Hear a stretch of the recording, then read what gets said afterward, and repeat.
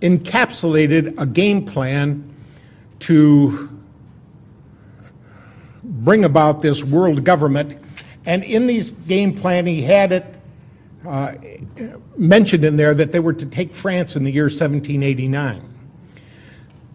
Now, these plans were formulated into writing and translated by one of the Ingolstadt University professors, one of Professor Weishaupt's cohorts, a guy by the name of Xavier von Zweck. Now, Zweck translated these into French so that they could be taken to Paris and Silesia. Now, there was a courier, a guy by the name of Lanz, who had been an evangelist minister, but quit God and decided to become an Illuminati agent and a courier, and he was taking these materials by horseback through Bavaria. In a place called Regensburg, he was struck by lightning, and it killed both him and his horse. And people found this man, this dead man, and his horse with documents in the pouch, and these documents were passed up the chain of command to the Elector of Bavaria, who got to wondering, is there really a game plan out here to conquer the whole world? So he staged simultaneous raids on Rothschild's associates, primarily on Weishaupt's associates, and found a great deal of corroborating evidence, enough to convince him that there truly was a game plan out there to take the whole world. And there were 6 points to their game plan.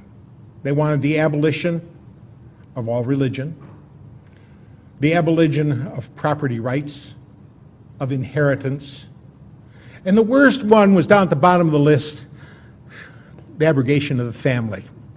Now, we can see how that was implemented in Red China. Men went to one dormitory, women went to another dormitory, boys were here and girls were here, and the family was totally destroyed, and they used that to brainwash those people. When you got kids with no control over them except the one facilitator or his associates, the children are at their mercy. And it's planned for here, for us, for our children, for our grandchildren, our great-grandchildren. They intend to show no mercy. Now, this formulation of the Illuminati led them down the road to this game plan wherein they are working diligently to take over the whole world. And in the course of doing so, when this courier was found, the Elector of Bavaria, one Theodor von Dalberg, decided after he staged those simultaneous raids that he was going to contact every head of church and state in all of Europe and gave them a translation of the documentation that was found in the pouches of that dead courier, that apostate minister named Lanz. And so it was after the Napoleonic War when Napoleon ran into Lord Wellington at Waterloo and was stomped. Now, this would have been a big setback for Mr. Rothschild, but Mr. Rothschild had one of his associates following the war along. And this associate sent a message back to him by carrier pigeon. And the carrier pigeons let him know that Wellington had won. So what he did was he was in Paris at the time, and he jumped in a boat, and he had some men taking him through some terribly dangerous seas. Too bad he didn't get it right then and there, but nevertheless, he made it to the other shore, to Great Britain, and he sold all of his British financial securities. And then he started acting so scared, and let the rumor out that Napoleon had won. Well, Well, if Napoleon had won, everybody realized that their government was not going to be able to honor its financial obligations, and so they started selling theirs. And at the very depth of that despair, he quietly and surreptitiously had some of his friends start buying up those worthless securities. And so almost overnight, he increased his wealth by 21-fold. Now, it was time to disappear for a little while. He wasn't really popular because he had put out a false rumor that Napoleon had won. And when people found out that Napoleon hadn't won and they'd sold their government securities based on a lie, they were a little bit disappointed. But Baron Rothschild was in a position now where he could force a reformation of the Bank of England and cause his people to be put in positions of power and authority.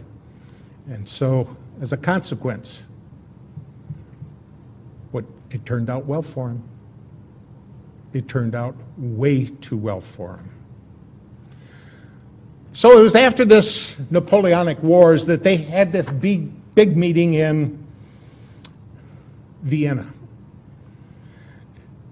The Rothschilds had his dignitaries assemble others from around the world, and they said, it is the scourge of war that plagues us.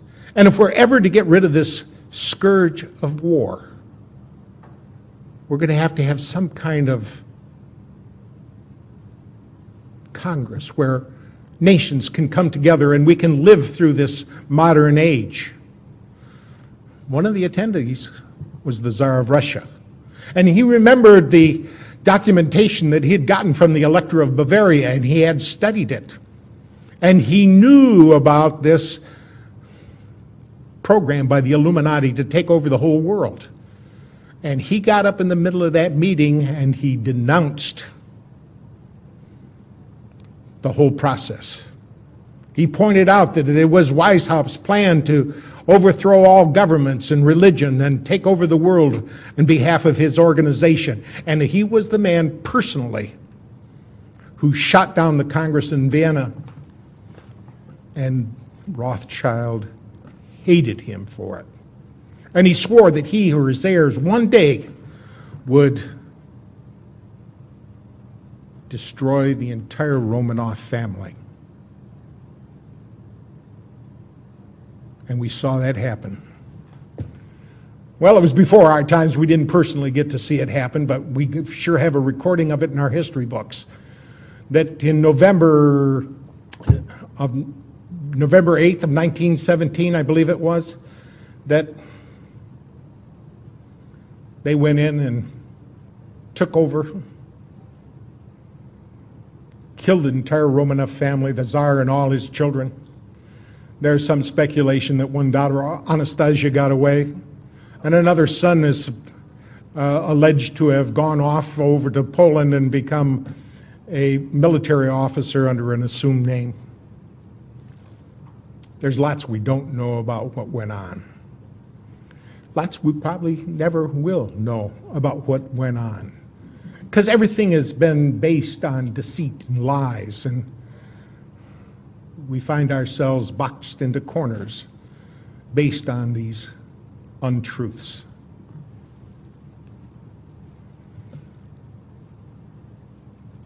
So it was shortly afterwards that they had another man from their group, a guy by the name of Abraham Lincoln, whose real name was Springsteen. And Abraham Lincoln Springsteen went about fomenting the Civil War here. I'd like to call it the War of Northern Aggression, because we've been lied to about that so much. We were told that was a war over slavery, but it wasn't. It was a war over states' rights. Two of the southern states, Virginia and North Carolina, had long ago outlawed slavery.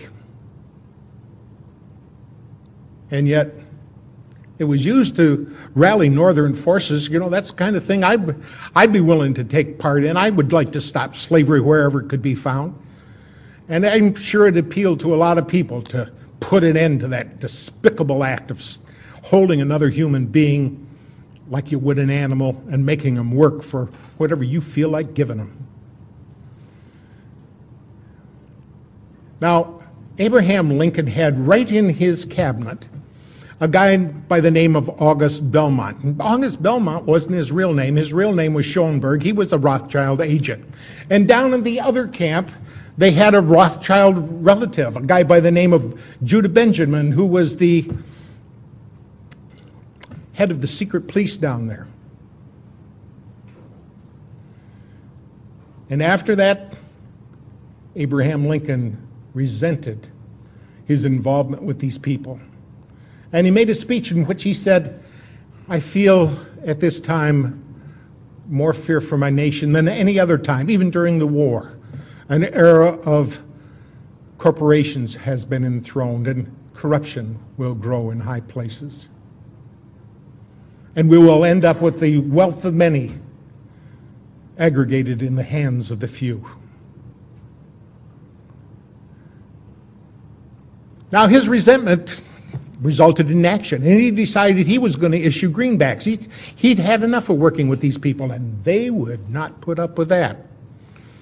So they sent in one of their own, a guy by the name of John Wilkes Booth, a bad actor, who dispatched Abraham Lincoln so that, and it was done in conjunction with the Jesuits.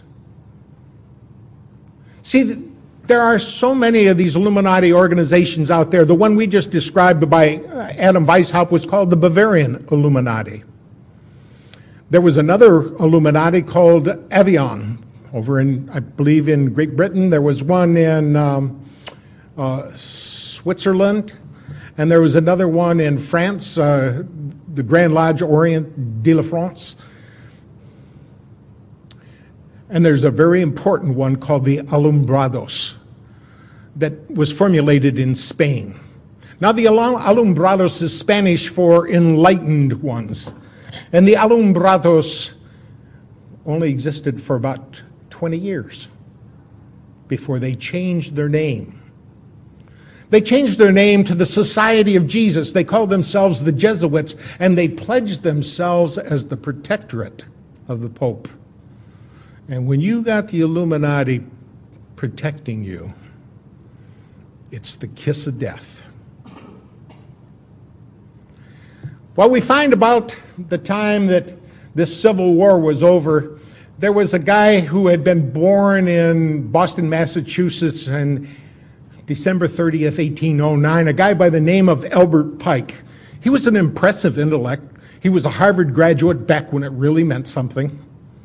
He was the master of 16 languages, and he was a despicable son of a... because he openly worshipped Satan. He was part of an organization called the Palatalists. He was the one that converted this Knights of the Golden Dawn to the Ku Klux Klan.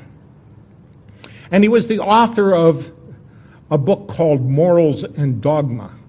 It is the most revered text among the Masons. And in this text on page 321, Albert Pike said, "It is Lucifer, the morning light, whose seething energies you must learn to control or implement." So it was this Albert Pike, the same guy that wrote a letter to his superior in the Illuminati, a guy over in Europe by the name of Giuseppe Mazzini, who was the revolutionary leader. And Giuseppe Mazzini also happened to be the founder of the mafia.